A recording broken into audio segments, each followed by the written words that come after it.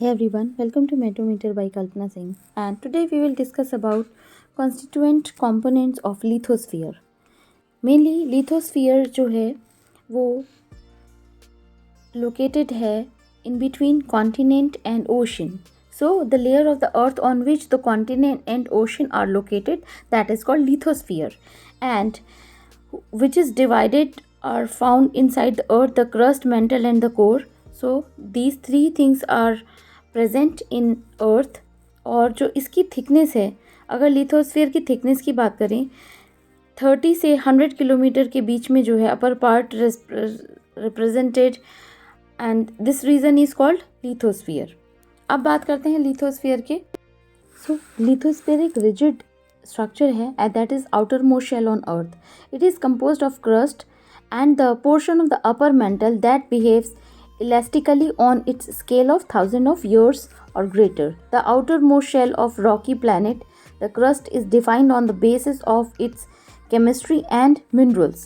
अब इसमें जो भी minerals की बात करें, so it is made up of elements, minerals, rocks and solid elements including iron, copper, nickel, gold, silver, hydrogen, oxygen, nitrogen, carbon, while minerals include bauxite, dolomite, hematite, feldspar, etc. The rock includes igneous rocks, sedimentary rocks, and metamorphic rocks, and alluvial loam, laterite, and clay in the form of clay. So this is all about lithosphere's constituents, and now we will discuss about rocks in detail, और उसके जो भी types हैं, types of rocks, उसका पूरा rock cycle पढ़ते हैं इसी में ही.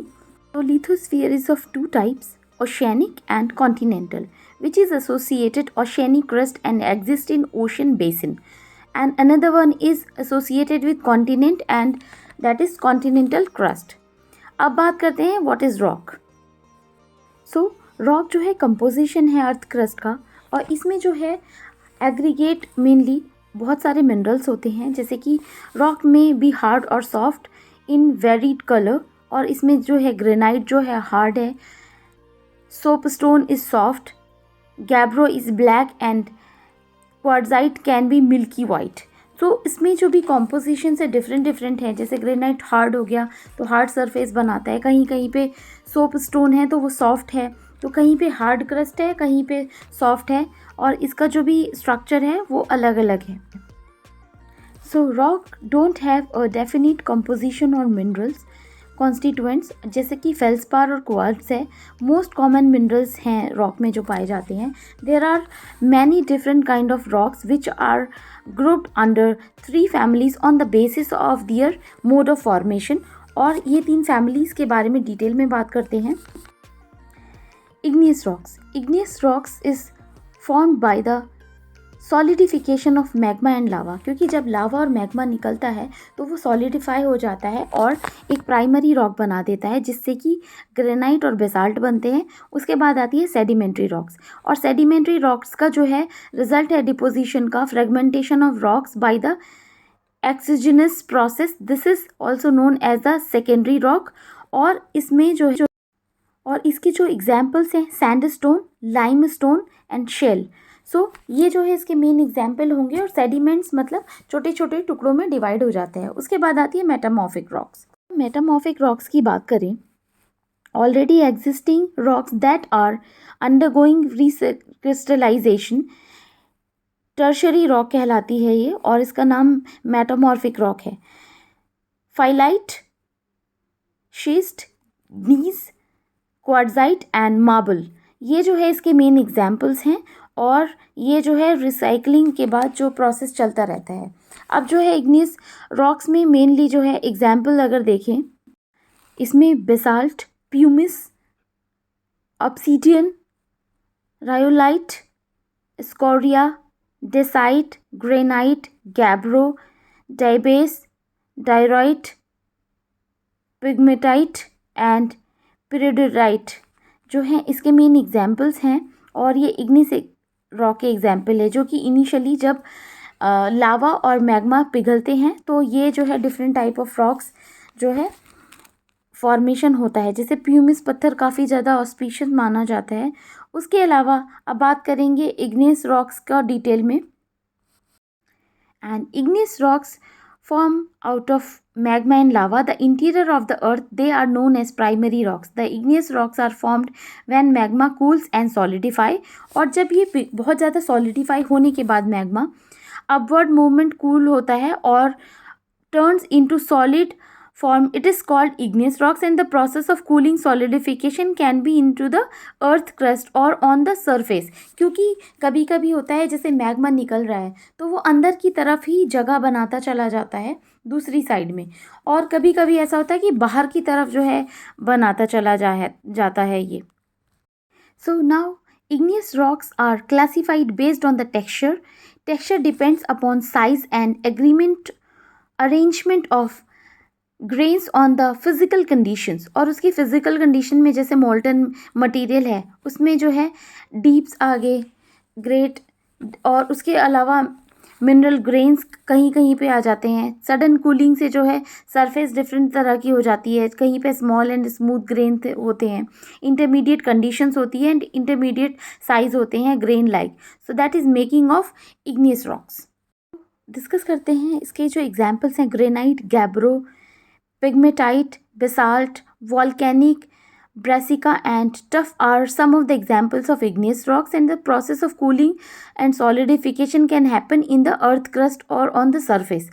तो ये जो है अब कहीं कहीं पे देखा होगा आपने कि बाहर की तरफ बहुत ज़्यादा बड़े बड़े जो हैं सॉलिड पहाड़ बन जाते हैं, और कहीं कहीं पे नीचे जो है खोद के निकाला जाता है तो वो जो है नीचे की तरफ जो मैग्मा कूल डाउन होता है, और बाहर की तरफ जो बड़े वैसे पहाड़ बनते हैं वो ऊपर की तरफ जो है बाहर की तरफ मैग्मा जो है कूल डाउन होता है। अब बात करते हैं सेडिमेंट्री रॉक्स की।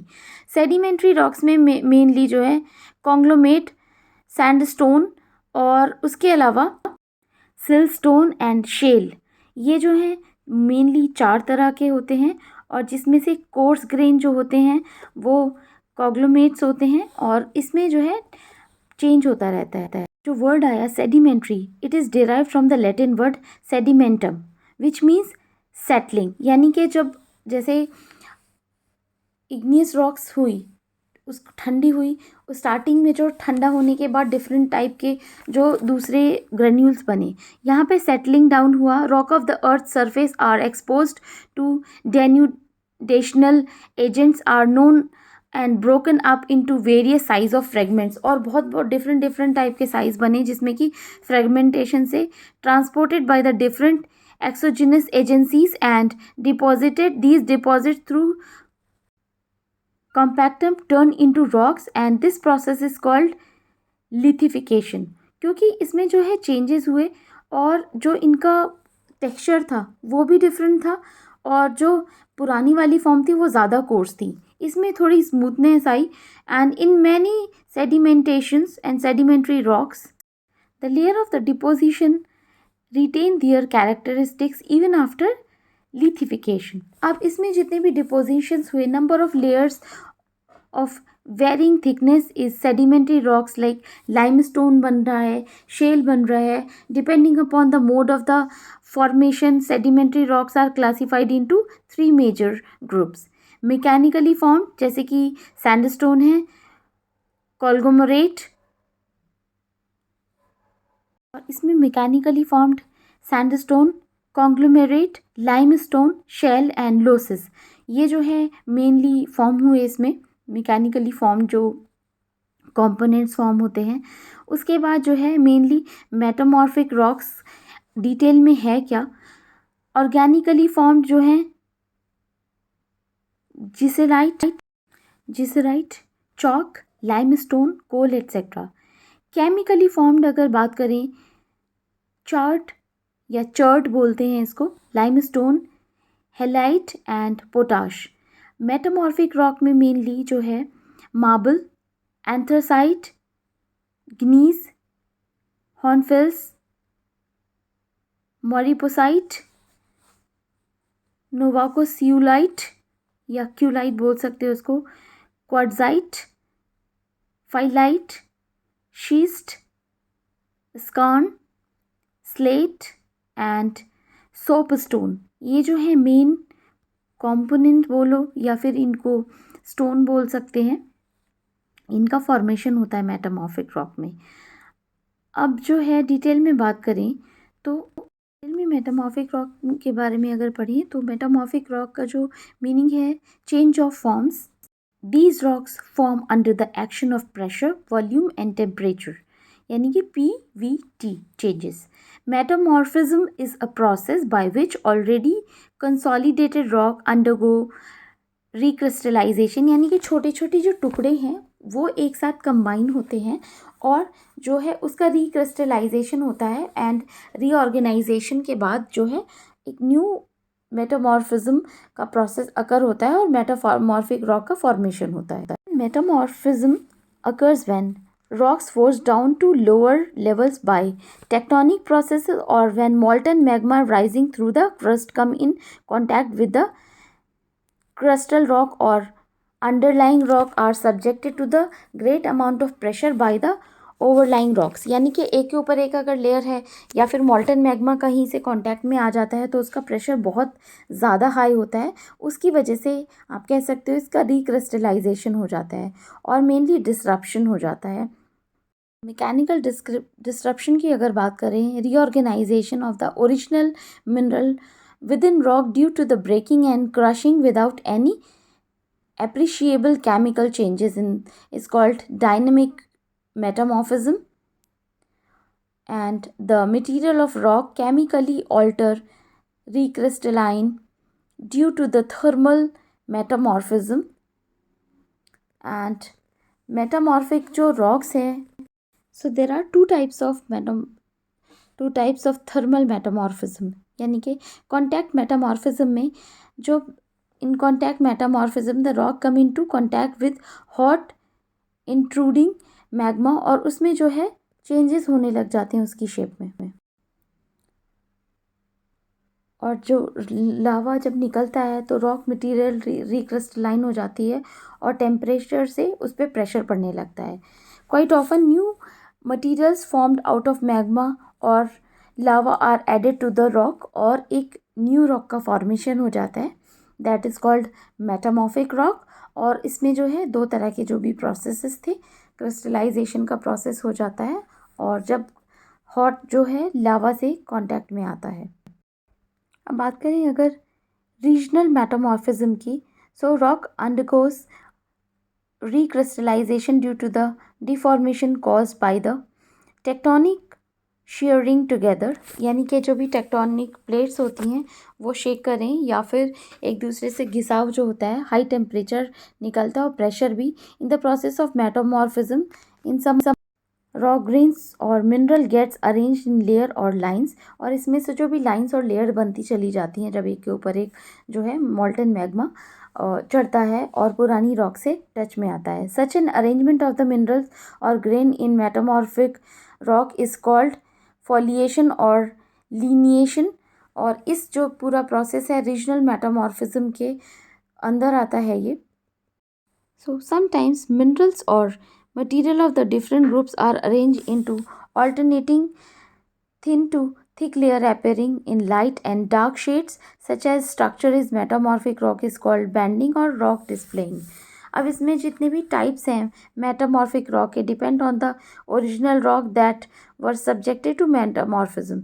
फॉलिएट rock and non foliate rocks आती हैं, gneiss, schist, shale, marble, quartz, ये सारे जो हैं इसके एग्जाम्पल्स हैं। और ये आती है रॉक साइकिल। सो सबसे पहले इग्निस रॉक बनती है, उसके बाद जो है वो छोटे छोटे टुकड़ों में बट जाती है, उसके बाद सेडिमेंटेशन होता है उसका, और सेडिमेंटेशन के बाद फिर से मेटामॉर्फिक रॉक बन जाती है। मेटामॉर्फिक से उसके बाद फिर से मैग्मा में कन्वर्ट हो जाती है वो, या मैग्मा के कांटेक्ट में आ जाती है और उसके बाद फिर से इग्नियस रॉक्स बन जाती है। तो ये जो पूरा प्रोसेस है ये जो है लगातार चलता रहता है एंड दैट इज़ कॉल्ड ये rock cycle. This is like continuous rock cycle. और इसमें जितने भी फ्रेगमेंटेशंस हैं drive out igneous metamorphic rock from sedimentary rock. इसके मेनली लिथोस्फीयर जो है ऊपर वाला पार्ट है जो कि ओशियानिक एंड कॉन्टिनेंटल क्रस्ट के जो है बीच में होता है।